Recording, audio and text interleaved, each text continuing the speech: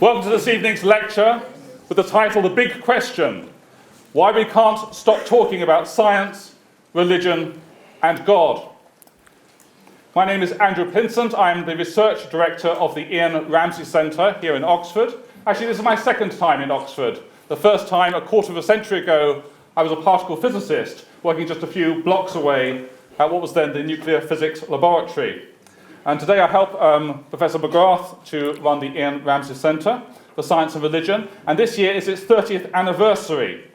The IRC is one of the world's leading institutions for exploring the relationship of the natural sciences and religious faith, and it also supports the broader work of the Faculty of Theology and Religion in promoting knowledge exchange with other academics and with the public.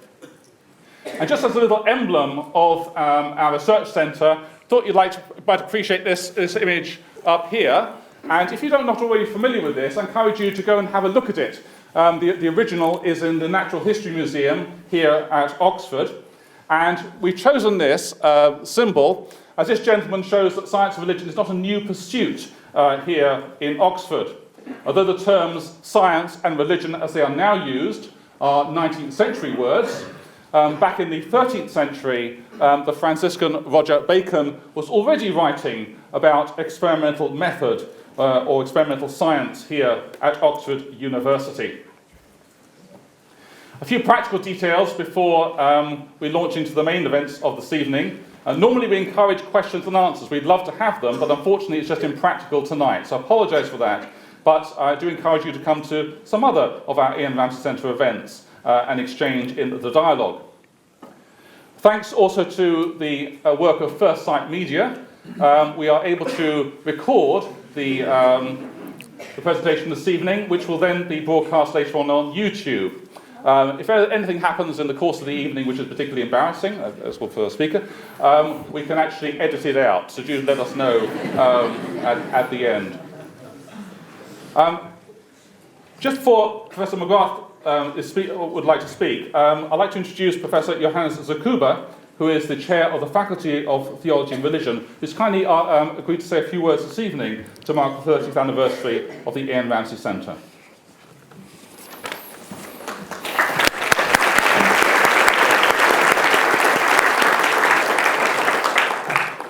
A very good evening to you all. It is a delight to have so many people here celebrate with us the 30th anniversary of the Ian Ramsay Centre. As Dr. Pinsent has already said, my name is Johannes Zachuba. I am Professor of Historical and Systematic Theology in the Faculty of Theology and Religion, and at the moment I am also Chair of the Faculty Board.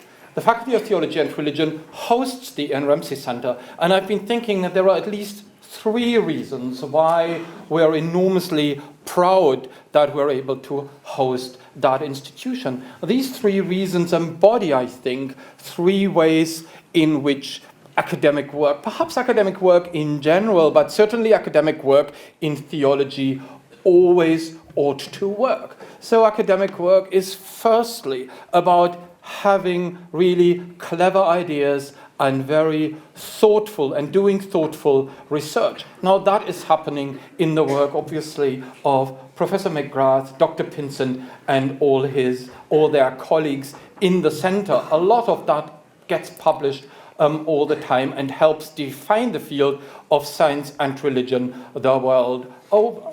So that is clearly at the centre of what academic work is about, but it's not enough. And I think what's special about the Ian Ramsay Centre is that it doesn't stop there. So in two important ways, academic work has to reach beyond that focus on scholarly research. It firstly has to reach beyond the focus or the scholarly research by moving out of one's own comfort zone, as we might say, moving out of one's own academic discipline and work with other people who, of course, to begin with, ask very different questions, use very different methods, and in some ways we might almost say speak a language that we struggle to understand. So by being called the Ian Ramsay Centre on Science and Religion, it's already clear that that kind of outreach, that kind of dialogue with the world of science, in various shapes and forms is at the core of what the Ian Ramsey Center does. And there's a second way in which good academic work moves beyond its core focus on its own scholarly research, and that is by transcending the boundaries of the ivory tower. I think there are good reasons why the Academy provides a safe space for academic work to be conducted to some extent in isolation from public opinion and all the things that come along with it. But at the same time, it is important that, ultimately, academic scholarship researchers need to conduct a dialogue with the world out there, with the public. And once again, that is clearly very central to the mission of the Ian Ramsey Center. So these three things, proper scholarly research, outreach from one's own disciplinary context into dialogue with people doing research elsewhere, and thirdly, moving beyond the confines of the academy itself. These three reasons, I would say, embody why for me and for the Faculty of Theology and Religion, for which I speak today, having the Ian Ramsey Center as operating as one of our parts is a particular reason to be proud and to celebrate today. So let me just finish by saying happy birthday, Ian Ramsey Center, and many happy returns. Thank you. Thank you.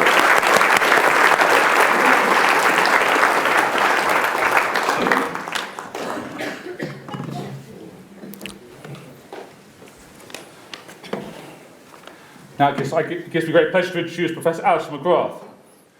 Alister McGrath is Andreas Idrios Professor of Science and Religion at Oxford University and a director of the Ian Ramsey Centre for Science and Religion. After studying chemistry as an undergraduate at Oxford, McGrath gained a doctorate in molecular biophysics under the supervision of Professor Sir George Rader. After a period specialising in historic and systematic theology, he began to explore the relation of science and faith in detail. As a former atheist, McGrath is especially interested in the role that the natural sciences have played in the apologetics of the new atheism. He is the author of many books, including the international bestseller, The Dawkins Delusion, ? And a recent award-winning biography of the Oxford literary scholar and novelist C.S. Lewis. The topic he will speak on this evening is the big question, why we can't stop talking about science, religion, and God. Please welcome Professor McGrath.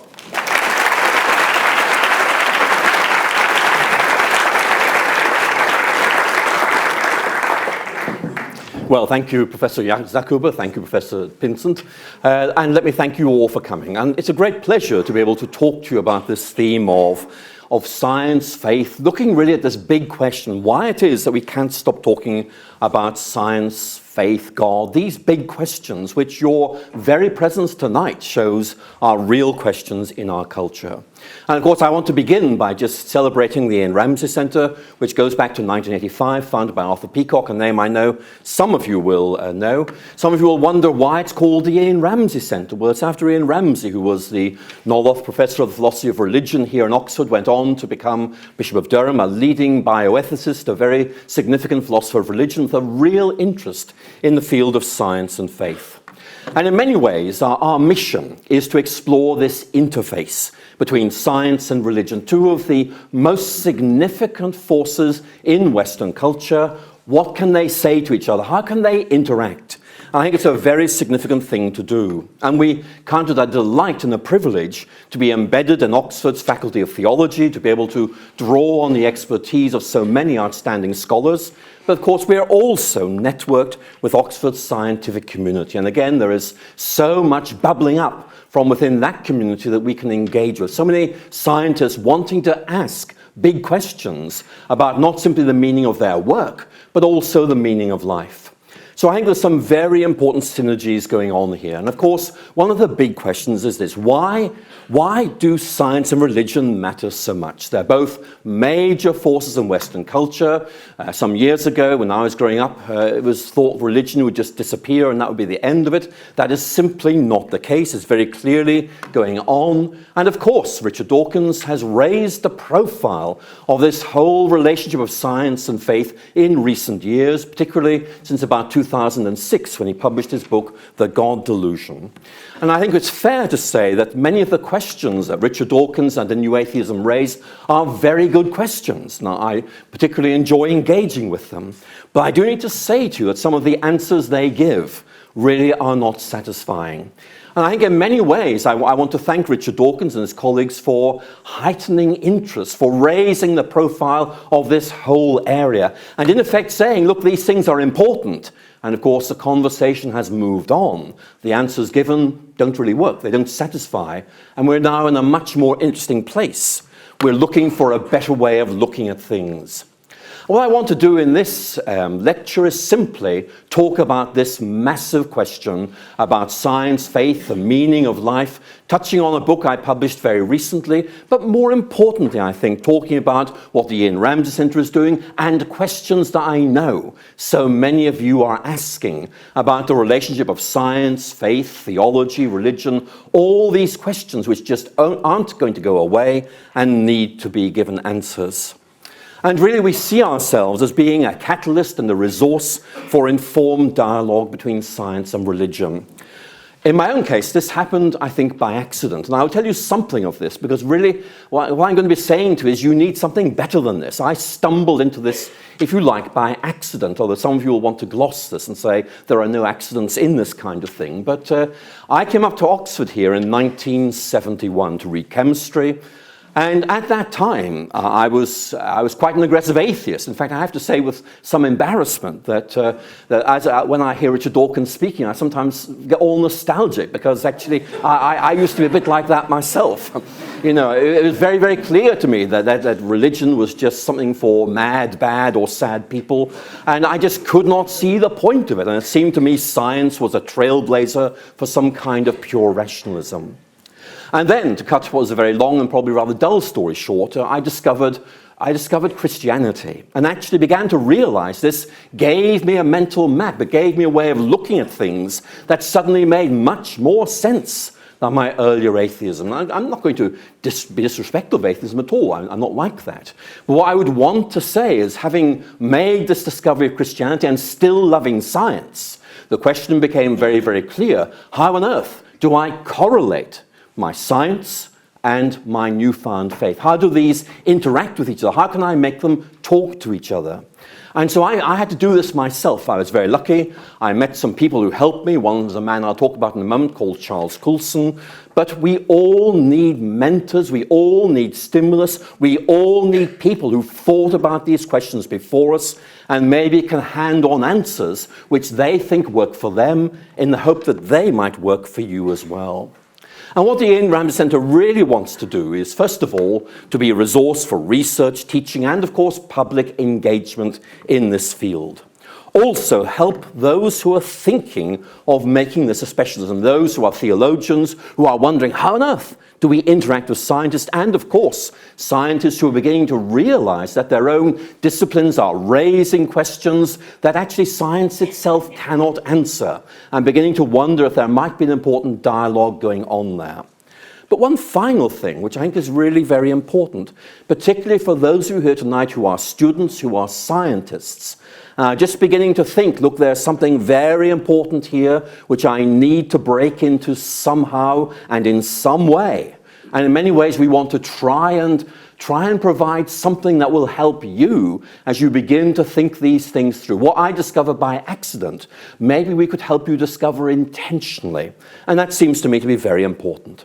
Anyway, the topic of my lecture tonight is the big question. Why can't we stop talking about science, religion, and God? The new atheism has been, it's fading away, but the questions of science, faith, and God have not gone away. They're there, they're being talked about, they're important. Look at the audience here tonight. This is because these questions matter, and it's very important to look at them.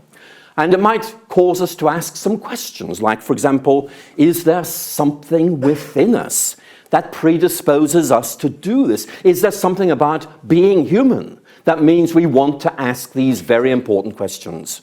And theologically, you might frame this in terms of whether or not we possess some kind of homing instinct for God. The whole idea of the image of God, whole series of ideas you find in many theological writers trying to articulate this idea that there seems to be something about who we are as human beings that makes us want to ask about God, to seek God, to realize there is something that transcends other disciplines that actually might ground our existence as human beings. Or we might ask a more scientific question. Is there something about natural human cognitive processes that lead to religious beliefs? And we in the Ayn Rand Center are interested in these questions, not simply individually, but actually bringing them together and asking whether they help us to understand better who we are as human beings. Which brings me to talk about humanism. Now, I'm going to be controversial for about 2 minutes, but you might quite enjoy that. What I'm just wondering is this. Humanism is now seen as being very anti-religious, very secular. But if humanism is about enabling human beings to become what they're meant to become what they're really all about, and if we're beginning to see scientific work emerging that says, look, it's natural to become religious, it's natural to believe in God, what is that actually saying? If you look at the Renaissance, people like Erasmus of Rotterdam, these were deeply religious people who in effect were Christian humanists in this sense, that they regarded human nature as being perfected, as in effect reaching fulfillment through relating to God. And they saw their humanism as being atheistic, a Christian humanism. And so it does raise this very interesting question. If the cognitive science of religion, which I touched on a moment ago, is saying that religion is natural for human beings, not saying it right, just saying it's natural, then how on earth can humanism be anti-theistic if that's the way we are as human beings? It seems to me there's a real need to review what that word humanism means. And actually, if you're interested in this, I had a conversation recently with Jim Al-Khalili, who's president of the British Humanist Association. If you search for Alister McGrath, Humanism, Premier Radio, you can hear the whole interview. And he conceded this. You know, we talk about secular humanism rather than just humanism, because humanism is much deeper and wider than that narrow definition suggests.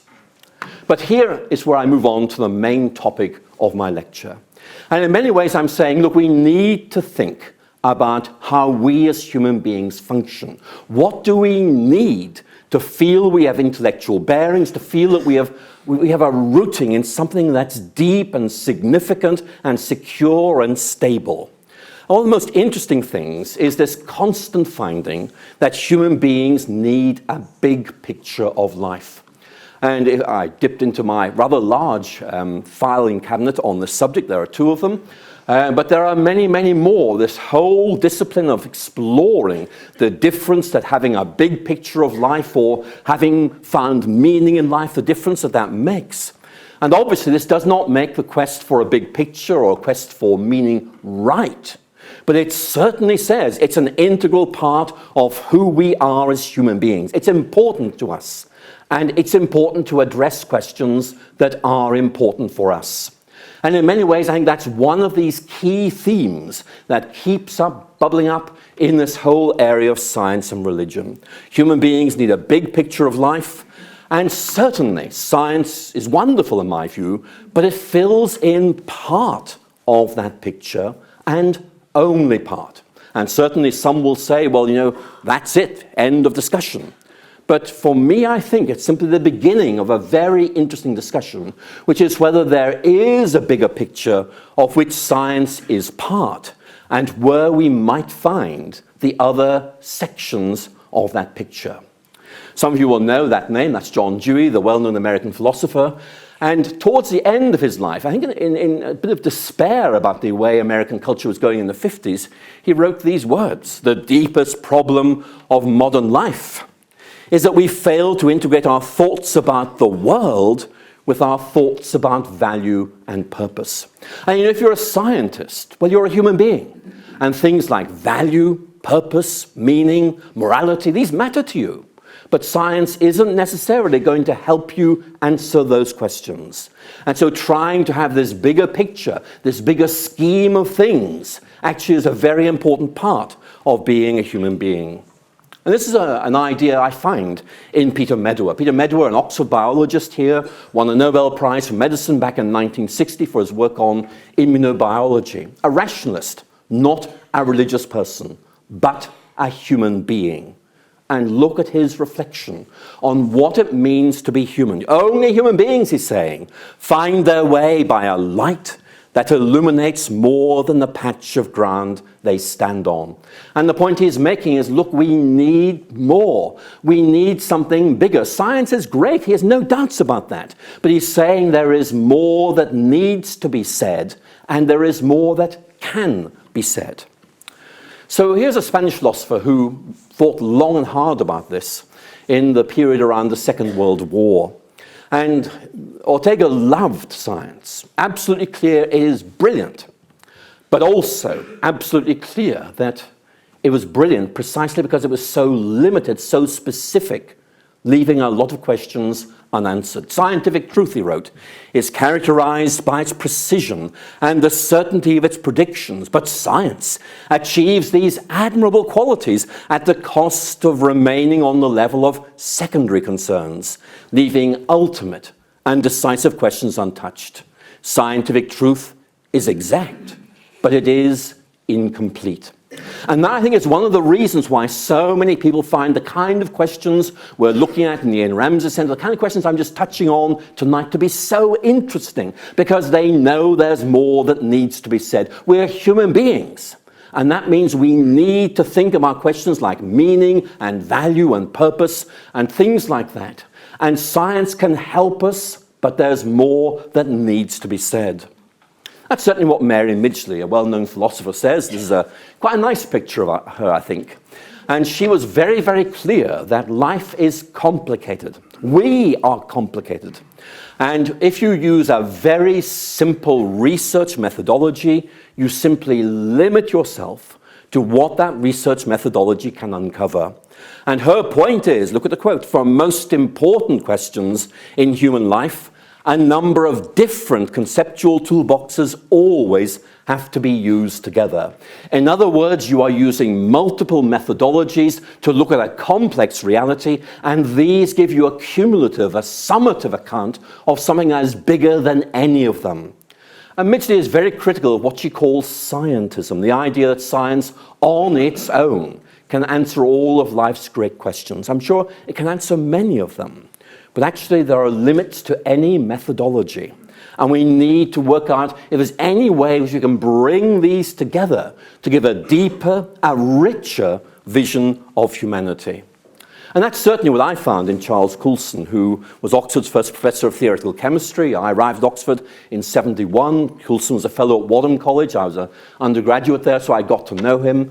And actually, he was a remarkable person, having thought through for himself how to relate his quantum theory with his Christianity. And actually, I learnt a lot from him. We all need role models like him.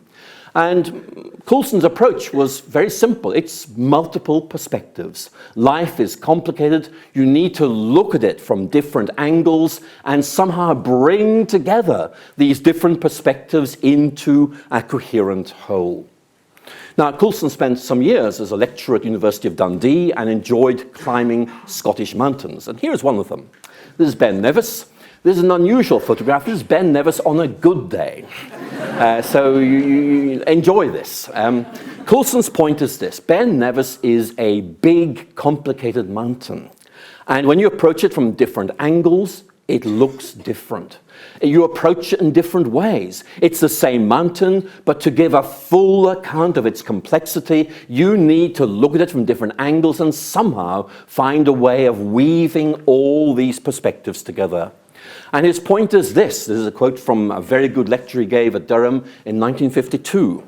Our partial knowledge can be supplemented by sharing with others in the descriptions which they give us. In other words, one perspective, one angle of view, one approach on its own is not enough. We need to weave different accounts, different approaches together to get a richer approach.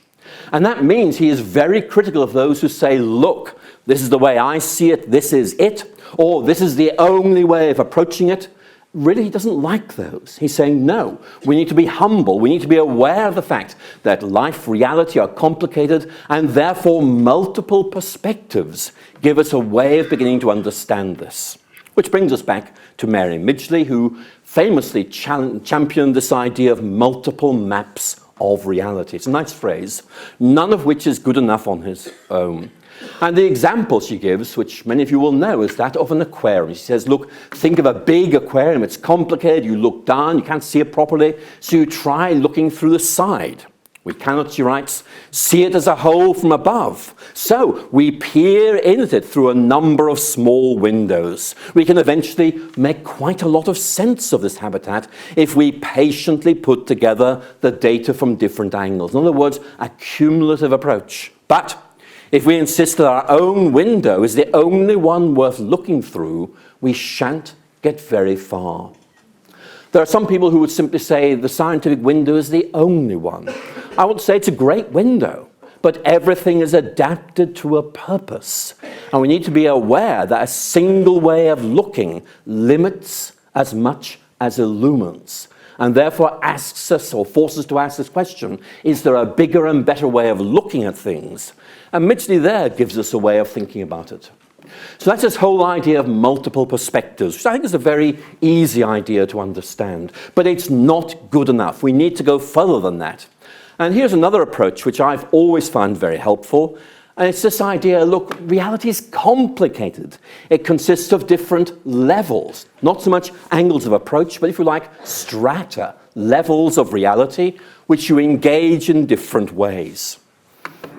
It's a rich idea. And the example I'm going to give, many of you will know this, is Frank Rhodes on boiling a kettle. Who was Frank Rhodes? He was a well-known British geologist who went off to Cornell, became its president, and ended up being an administrator rather than a scientist. But he gave us this analogy, which I want to suggest is helpful. You put a kettle on a gas ring. Now, I know, this is from the 1960s, okay? Put a kettle on a gas ring, you light the gas. Here's the question. Why is the kettle boiling? That's his question. And the point he makes is very simple. He says, well, look, one answer is simply this. Look, I lit the gas. The gas is burning. There's energy being transferred to the water. It reaches boiling point. That's why the water is boiling. But he says there's another reason, which is I wanted to make myself a cup of tea.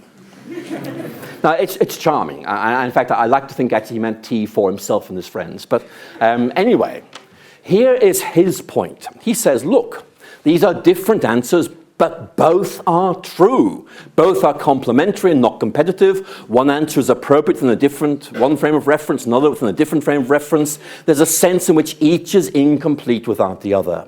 So you can see there, look, the kettle's boiling because of the gas burning. Right. Does that mean there's no other answer? No. It's boiling because I want to make a cup of tea. Right. Does that mean it's not boiling because the gas is burning? No. These are two different levels of explanation of the same thing. And Rhodes's point is, look, maybe science and religion are asking questions at different levels. Maybe science is saying, here is how you came to be here. Maybe religion is saying, look, here is why you're here. Very simple, I know, but you can see it opens up a way of thinking, which I think is very, very interesting. And the key point that Midgley and Rhodes are both trying to make is that we need to be very skeptical of reductionism. Now, those of you scientists will say, well, look, to be scientists, you have to be reductionist. I mean, that's how science works, and I want to agree with you. But there's a difference between methodological reductionism, in other words, to help us investigate this, we work like this, and ontological reductionism, where we say we reduce reality to this. The method of investigation is one thing. What we're actually investigating is something very different. I've been talking a lot about human beings. Let's just focus on that for a moment. I mean, human beings are complex, They're made up of multiple levels, and you can perfectly reasonably say, look, we are made of atoms and molecules. I mean, that's right. Everything here is made of atoms and molecules. I mean, that's just the way things are. It's not interesting. But if a physicist were to say, we are just atoms and molecules, well, I'm sorry, that's not right. We are this, but we are a lot more than that. Or again, we could say, look, a chemist would say we're about, in effect, metabolic processing plants. We could say that the physiologist would say that we're made up of the functions of our various organs. And again, I'm very happy with that. All of these are true. But to give a full and proper account of human beings, we are these things and we are more than these things. They're part of who we are. But what is really interesting, I think, is not so much what we find at the bottom of that ladder, but rather what we find at the top. And that's why I think we need to keep open this big question about human beings. Yes, I have no doubt we can give scientific accounts of this, and that's very important. But maybe there is more that needs to be said, certainly at the existential level. And Peter Medawar, who I mentioned earlier, says, I think, some very interesting things. He says, look, there are questions that science cannot answer, and that no conceivable advance of science would empower it to answer. Now, some of you will want to challenge that, I know. But let's just go with him for a minute. The point he's making is this. Look, maybe there are certain answers science can't give to, for example, moral questions. What's good? But actually, for most of us here tonight, that question really matters. We all want to live a good life. We want to try and do things that are right. And if science can't answer those questions, we're going to look somewhere else for those answers. If we are going to lead meaningful human lives, we need more than simply a scientific description of things. We need a deeper vision of reality, which includes engaging with non-empirical notions like meaning, purpose, identity, and I think above all, what is good and what is not good. And that's why I think there's always going to be this fascinating interaction between science and faith, not necessarily in competition, although of course they could be, but rather in terms of enriching each other's narrative, saying, look, together we can begin to do things which on our own we could not. Now, of course, we have to bring God into this somewhere, and this is a quote from William Inge, a well-known Cambridge theologian of the 1910s, who simply said, look, we tend to think of God as just something in the world, but actually God is rather bigger than that. You can't fit God into a diagram. He's the canvas on which the world is painted or the frame in which it's set.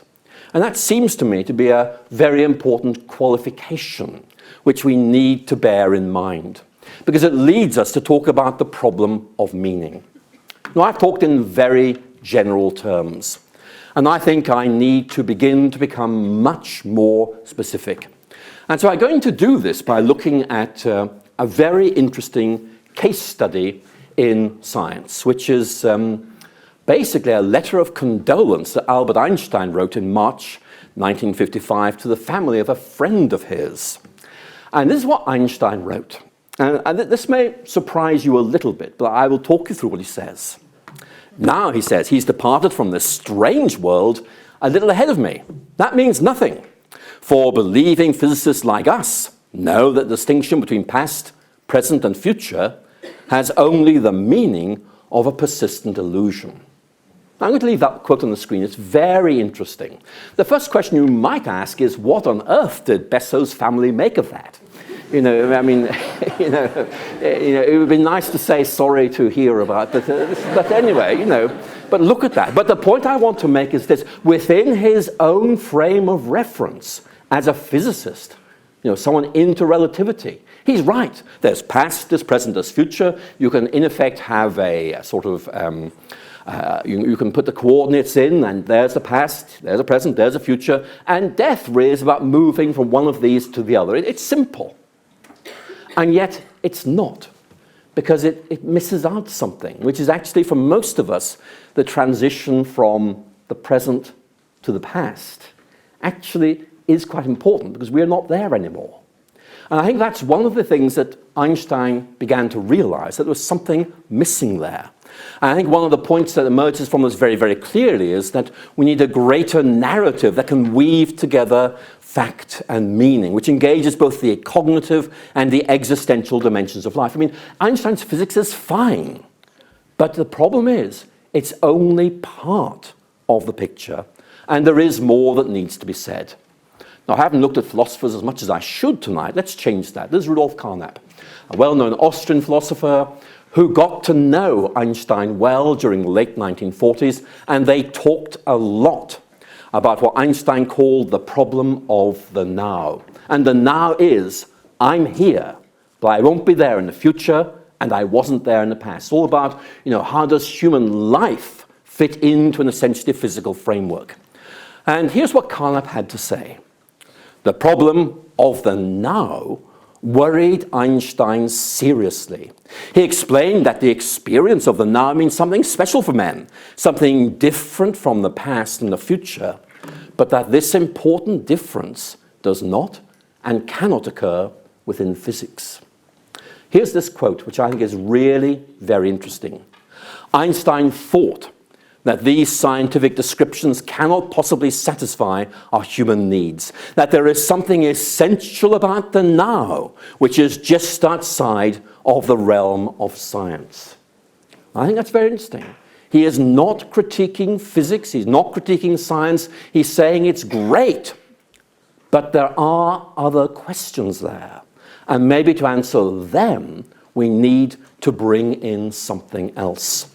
And in many ways, that is what the Ian Ramsey Centre is trying to do, to try and put science and religion in dialogue, not to, in effect, establish a hierarchy, not to really just have a pointless discussion, but realizing that the questions we need to engage to lead meaningful human existence involve, yet transcend, both science and religion. And what I'm suggesting tonight is, look, we know that science and religion can end up in unhelpful relationships, but it doesn't have to be like that. We live not in a modern period where everything was predetermined by what it is, but in a much more postmodern period where we choose to decide how things relate. And I want to suggest to you, this is an interesting thing to explore. Let's go back to that quote from Rudolf Carnap. There is something essential just outside the realm of science. Go back to that image I gave you of a big picture of life, and sure, science fills in some of the detail, and that's great. But maybe there's more that needs to be said.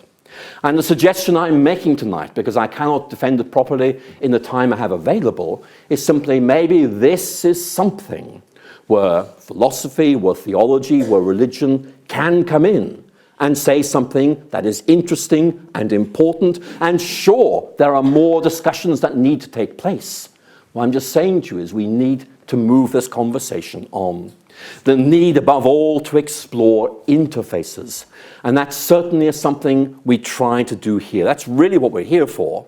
And what I want to do is really end this lecture now by simply saying a few things as I close, and they are this. Obviously, lots more is happening during this anniversary year, and in a moment I'm going to ask my colleague, Dr. Pinson, just to talk you through some of the things that are happening. But here is the point I want to make more than anything else, and it's this.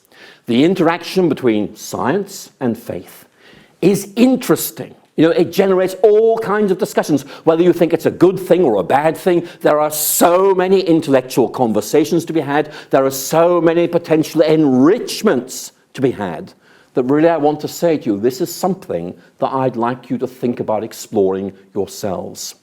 When I was a scientist myself, I was a kind of late arrival into this dialogue.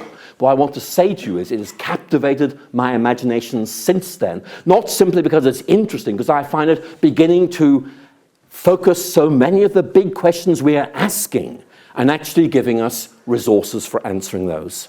So, in conclusion, I want to thank you so much for coming here tonight. I want to thank you for supporting us at the Ian Ramsey Centre. We are delighted with your presence and company tonight. And above all, to reassure you that we take these questions very seriously, and we want to try and help others who are engaging with these, whether they think they are a good thing, a bad thing, or just a very interesting thing. And it's my pleasure just to lay this before you and say, this is something Oxford does terribly well. And we very much want to draw others into what I hope you will feel is a wonderfully interesting conversation. And we'd like, if we may, to keep in touch with you so you know what we're doing in case there's anything that seems interesting. And then you know where to find us. We will love to see you. Ladies and gentlemen, thank you so much for listening.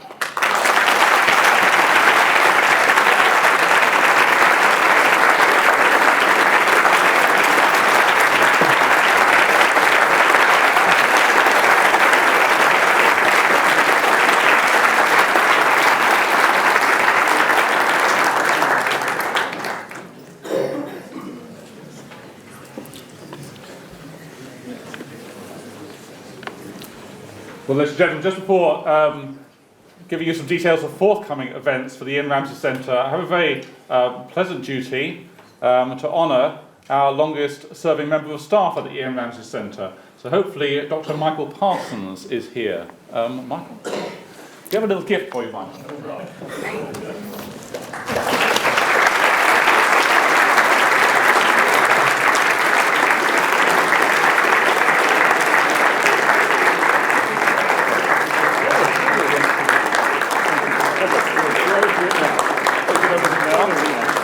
It's actually 20 years worth of Oh! I see you've really pushed the boat out. Yes, I certainly have. What have we got here? As he unwraps the gift, I'll just say a little bit about Michael Parsons. He not only keeps us cool under pressure for many years at the Ian Ramsay Centre, as a condensed matter physicist at Oxford, was once part of the team that won the world record for the lowest ever temperature achieved by human beings. He's also a later research in England, which he contributed both in parishes and in the people in ordinary.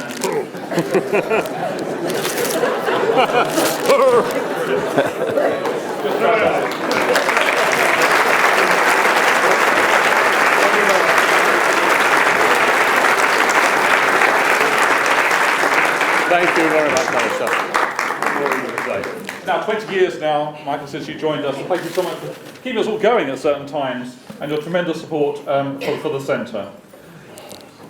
So just give you a few details about our forthcoming events. I'll go and put this on the tape. Wonderful, thank you. One of the persons mentioned in Professor McGrath's talk was Mary Midgley. She's actually coming to Oxford this time next week. 4 p.m. at the Gibson Building Theology Lecture Room. We might have to get a larger room. Anyway, but that's Science, Scientism and the Self. That's next Thursday in the afternoon. It's actually here, Darwin's Beliefs, the following week, 4 p.m. to 5:30 p.m. And both these seminars will be organised in collaboration with the Humane Philosophy Project and the University of Warsaw.